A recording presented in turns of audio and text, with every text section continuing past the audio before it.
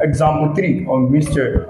Alright, still on Green's theorem, example 3. The question says that verify, given this vector field, verify Green's theorem for the vector field. This is the vector field given, right? And the enclosed area between the curve of this. But the thing is that from here, observe, unlike the previous question we saw for the first question and the second question, for the first one, the closed curve is bounded. The closed curve is a square, right? While the second one is what? Triangle. But in this case, we are giving curve. Now, the idea is that with this equation given, we are giving the curve here, meaning y equals to, we are giving that y is equals to square root of x and y equals to x squared. Meaning with this equation of curve, we are going to what? Plot our closed curve.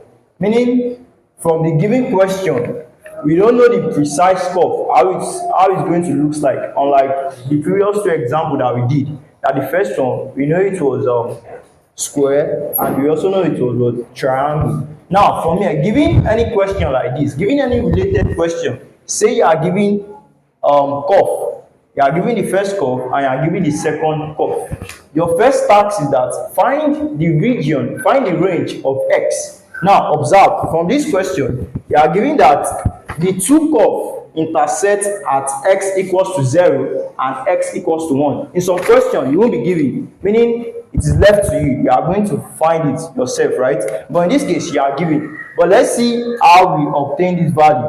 In case you are not giving, meaning it is expected, you must know how to evaluate this value. Alright, now solution. First thing first, giving related question like this, say you are giving curves, right? Solution, your first task is to get the range of x. How do you go about that? Step one,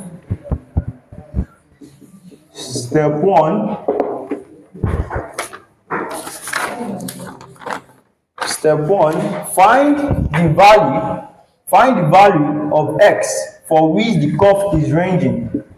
Find the value of x for which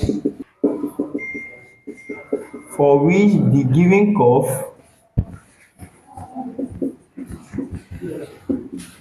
is ranging. That is the intercept of the given curve.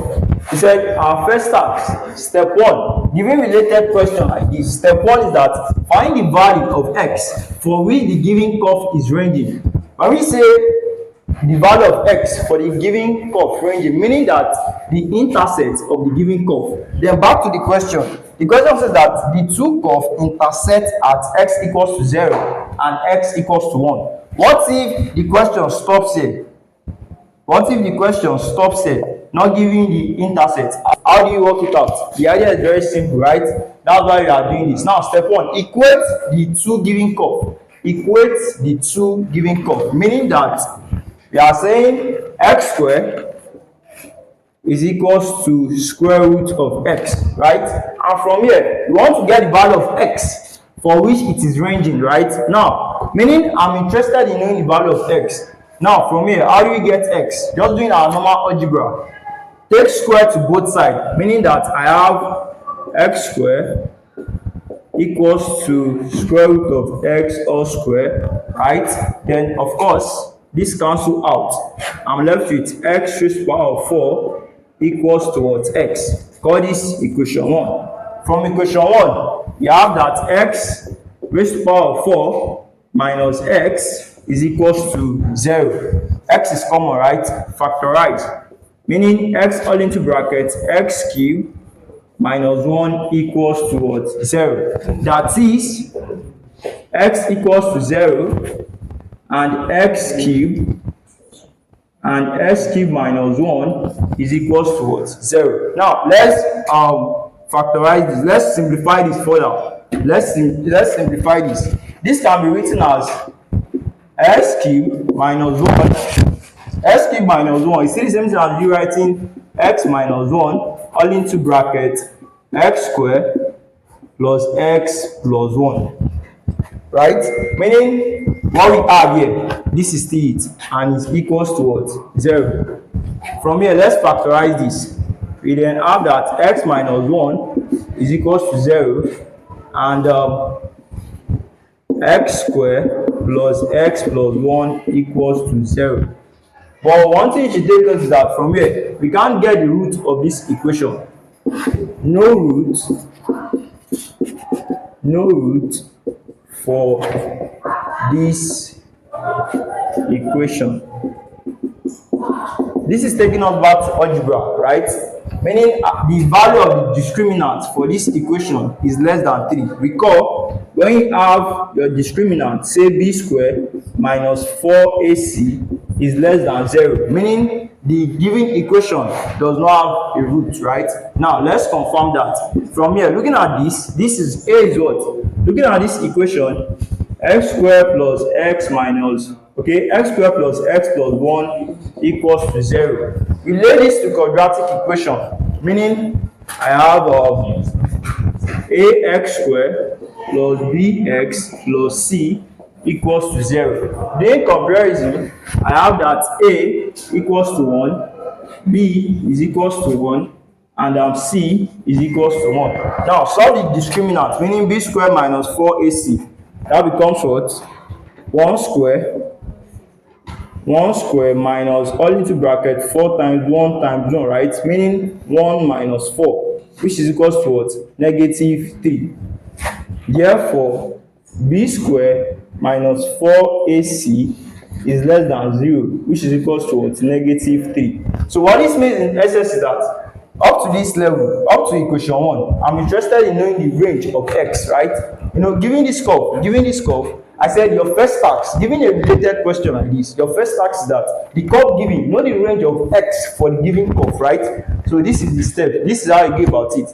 The idea is that you are going to equate the function of the curve given. That's what we did here. We equated x squared equals to this. You equating this, the whole idea is that you want to know the value of x. You want to know the what? Value of x. Now, doing your algebra, you have this. From equation 1, you have that x is common, factorize, then up to this level, meaning x equals to 0, and x cubed minus 1 equals to 0. So simplifying this guy, we have this to be this. This is still the same thing as you writing this by the time you do your algebra. Then from here, by the time you relate this to your factorization, meaning x minus 1 equals to 0, and x squared plus x plus 1 equals to 0. So for this equation, let's solve the root of this equation. We are now saying that there is no root for this equation. The question is what? This is taking you back to algebra, saying that when you have a equation, say a quadratic equation, and the discriminant is less than 0, meaning there is no root for that equation. So that's what we just proved here. Having identified our a, b, c, then we got the discriminant to be negative 3, meaning it is what? Less than 0.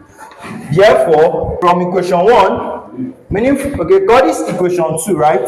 Call this equation 2. Meaning from equation 2, I have x all into bracket x cubed minus 1, which is equals to 0. It's the same thing as you writing x all into bracket x plus 1 all into bracket x squared plus x plus 1 equals to 0. And you know that this won't be included, right? Because it does not have a root. Because this equation does not have a root, meaning there is no value of x for this equation. That is, you have x all into bracket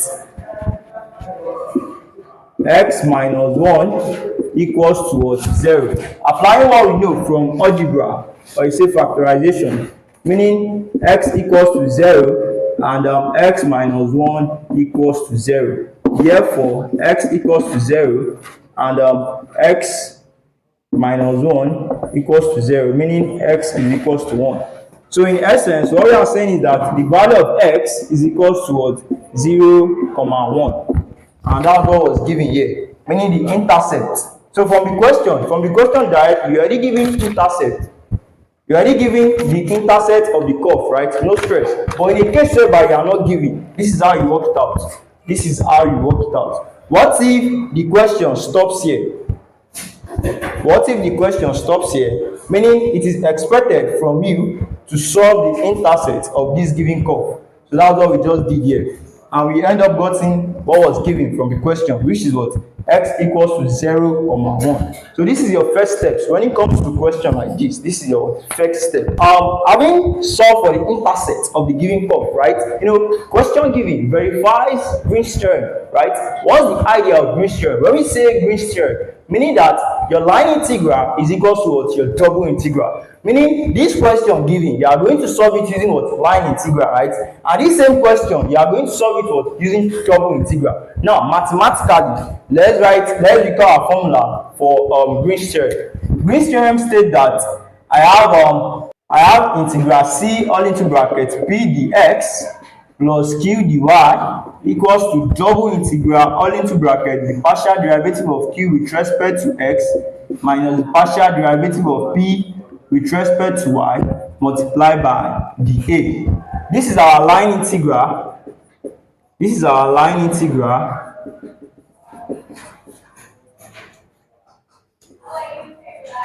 And this is our double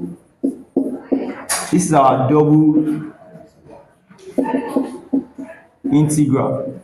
Using your line integral, right? You want to use your line integral. You want to implement your line integral to this given question. How it works is that since you are given two curves, or generally for questions like this, you are given two curves, meaning that you are going to apply your line integral to the first curve, apply your line integral to the second curve. Then each answer you've gotten, add it up, right?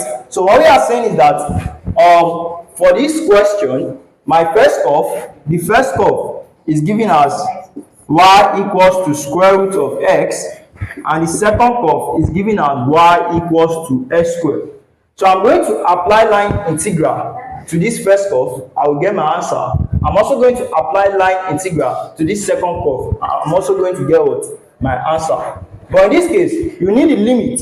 You need the limit when you're applying line integral to this first curve. Obviously, I need the limit of this integral. Okay, this is it. Now from here, say you want to apply line integral to the first curve. I have that integral c all into bracket p dx plus q dy. Now identify what is your p, what is your q, given the vector field. Given from the question, you are given the vector field to be 3x squared minus 8y squared. From here, identify your p and q. P is equals to 3x squared. P is equals to 3x squared minus 8y squared. And q is equals to 4y minus 6xy. That is, substitute. I have integral c all into bracket 3x squared minus 8y squared dx plus 4y minus 6xy dy. Right? From here, I'm going to integrate. But in this case, I need the limit. I need the lower limit, and I need the what? Upper limit. Similarly for the second curve. Now, the question is, how do I get this limit?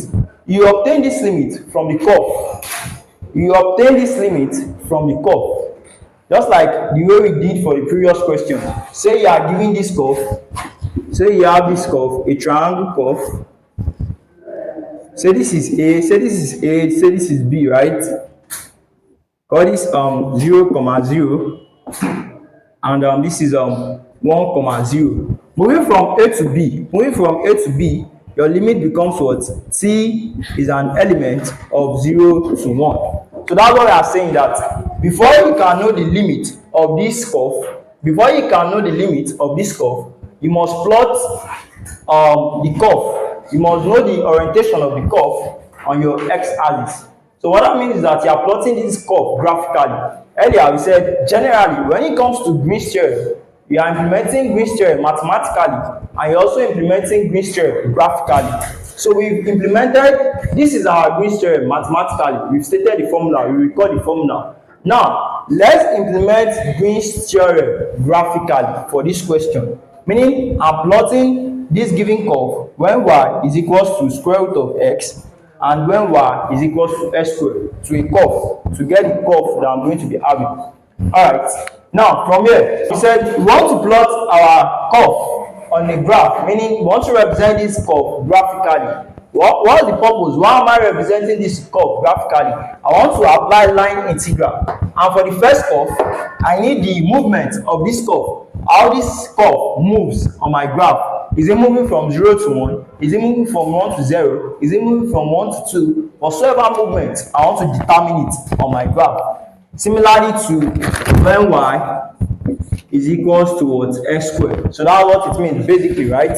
Now from here, how it works is that first thing first, you are making use of the range of x you've calculated. You know, earlier, okay, given from the question, we are given that the range of x is what? From 0 to 1. And we've also seen that we've calculated it. So what this means is that to draw your curve, to draw your graph, meaning you want to represent this curve graphically, how it works is that you are making use of the two curves given, and you are making use of the range of the x you've calculated, which is x to be 0, 1. That is, from here, you need to identify out of these two curves, which one is your upper limit, which one is your lower limit.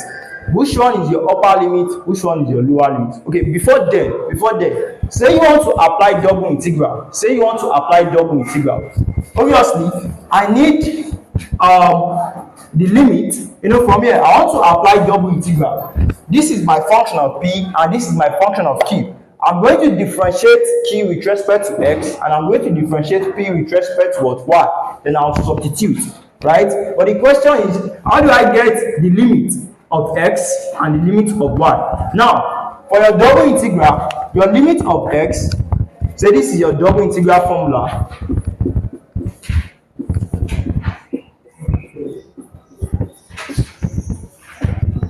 You've substituted this, right? Okay, let's do that. Let's get the partial derivative of q with respect to x. The partial derivative of q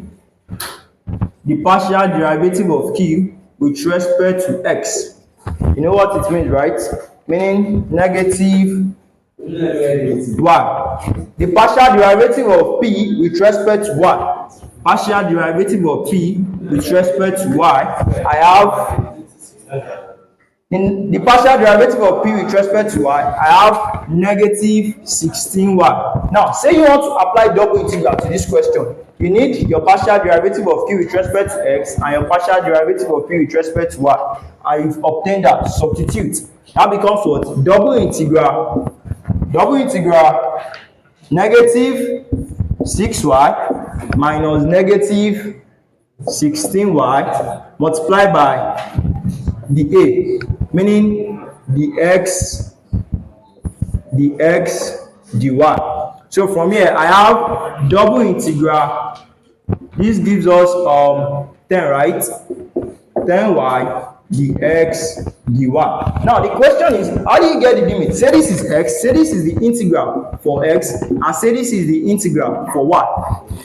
This is the integral for x, and say this is the integral for y. Now the question is, how do you determine the limit of the lower and upper limit? You know, that's what we're actually doing here. We said we will have implemented this line integral to the first curve, but we don't know the lower and upper limit, right?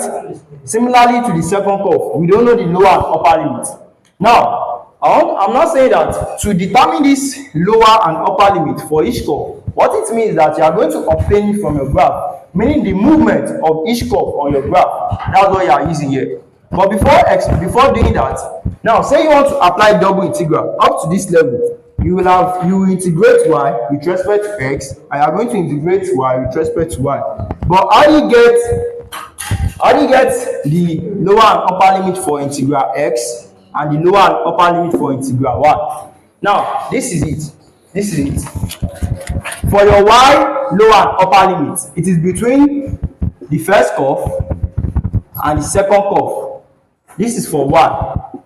Then for your x lower and upper limit, it is between the range of x you've calculated, meaning the intercept of the curve, that is 0 to 1. From here, for your x, you have 0. 0 is the lower limit, then 1 is the upper limit, then 1 is the upper limit. Now, but for y, is this my lower limit? I don't know. Is this my lower limit? I don't know yet. Or is this my upper limit? or is this my upper limit? We don't know yet. How do you determine it? You determine it by substituting the value of x. We said x ranges from 0 to 1. Now, between these two guys, between these two functions of y, you know that one of them is the lower limit of y, while the second one is the upper limit of y. Now, how do you determine the one that is the lower limit and the one that is the upper limit? The idea is very simple, right? We said x ranges from what? 0 to 1. Meaning all value of x is between what? 0 to 1. Meaning 0, 0.1, 0.2, 0.3 up to what? 1.0. Now, by the time we substitute all value of x into the two functions of y, the one giving you the lesser value corresponding to y becomes the lower limit, while the one giving you the higher value becomes the what? Upper limit. But let's see how it works. To determine which is my lower and upper limit between the two functions of y given, meaning, alright, now from here, to determine which is my lower and upper limit between the two functions of y given, you already know that x ranges from 0 to 1, meaning all value of x is between 0 to 1, that is 0, 0.1, 0.2, 0.3, 0.4, 0.5, 0.6, 0.7, 0.8, 0.9, and 1.0. Right? Now, from here, let's draw this table. Say when x, this is the value of x, and this is y. This is when y is equals to square root of x. This is when y is equals to x squared. Now, from this value of x, I'll be using 0, 0.2. I'll be using 0, 0.2, 0.4, 0.6, 0.8, and 1. Now, when x is 0, y here is also what? 0. Y value here is also what? 0. Now, when x is 0.2, y is 0.44, and y is 0.04, right? Now, when x is 0.4, I have y here to be 0.63, and I have the value of y here to be 0.16. When y is when x is 0.6, I have y to be 0.77, and I have y to be 0.36. When x is 0.8, I have y to be 0.89, and I have y to be 0.69. Then lastly, when x is 1, I have y to be 1, and y is also 1. Now, from what I said previously, I said we want to determine out of this y given, meaning out of this function of y given, this is the curve in this case. Which one is the lower limit and which one is the upper limit? Which one is the lower limit and which one is the upper limit? The overall idea now is that how do I identify my lower limit and how do I identify my upper limit? So you want to apply line integral, you need the lower limit and you need the upper limit for each curve. Say you want to apply double integral, you need the lower limit and you need the upper limit of y. Now, from this table, I believe you know how we got this x, right? We said earlier when we started, we solved all value of x. We solved all value of x ranging from 0 to 1, and it was also given from the question, which is the intercept of the curve, right? Now, from here, out of these values, I'm using 0, 0.2, 0.4, 0.6, 0.8, 1. They're not necessary to be this value. You can change it, but make sure that it is between 0 to what? 1. Alright, now from this table, I want you to conclude. Let's substitute x into this and this. What y is giving me the lesser value. Okay, now from this table, you observe that when I substituted value of x into this, say this is 1, and say this is what? 2. You observe that 2 is giving me the what? Lesser value. When x is 0.2, I'm having y to be 0.44 and 0.04. Then this is lesser than this, right? When x is 0.4, I'm having this 0.63 and 0.16, meaning this is greater than this. So from this table, it is obvious that this is my what? Upper limit, and this is my what? Lower limit. This is my what? Upper limit, and this is my what? Lower limit. So what we are saying is that when it comes to question like this, you determine your lower limit and your upper limit using the value that x is ranging from. So by the time you substitute, the one giving the greater value becomes your upper limit. The one giving you the lesser value becomes your what? Lower limit. Now back to this double integral. Say you want to apply double integral formula. From here, let's say this is your x integral. Your lower limit, according to what we have, x equals to what? 0, and x equals to what? 1. Right? For your y limit, from what you have here, this is your lower limit, this is your upper limit, and this is your what? Lower limit. Why is this your upper limit? Because the upper value of y here is greater than this. So from here, you have that y is equals to s squared as your lower limit, and you have that y is equals to square root of x as your what? Upper limit. This is for double integral. Now for line integral, you want to know the limit of each curve. And we said it depends on the movement of each curve on your graph. It depends on the movement of the curve on your graph. So what it means is that this value that you've gotten for this particular curve, say this first curve and this second curve, you are going to plot it on a graph. You plotting it on a graph, you want to determine the movement of each curve. You want to determine the movement of the first curve and the movement of the second curve. So let's see how it works.